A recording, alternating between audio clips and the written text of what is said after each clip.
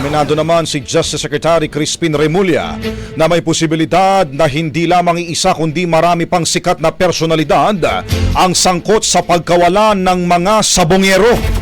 Ayon po sa kalihim, may ilang celebrities pa silang iniimbestigahan kaugnay sa kaso. Gayunpaman, dumistansya naman si Remulla sa pagkakadawit ng isang sikat na babaeng artista na kabilang umano sa mga alpha na itinuturo ni alias Totoy. Patuloy pa niya ang kanilang ginagawang investigasyon kaugnay dito at nais din umano nilang i-verify ang credibility ng mga sinasabing impormasyon na kanilang nakukuha mula sa lumantad na akusado.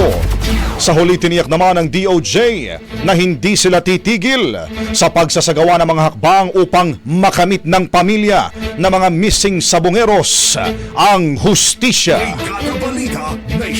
Ang bahaging ito ay hatid sa atin ng Mom's Love ES1 Capsule. Simulang tuparin ang pangarap ng iyong anak. And stunting now!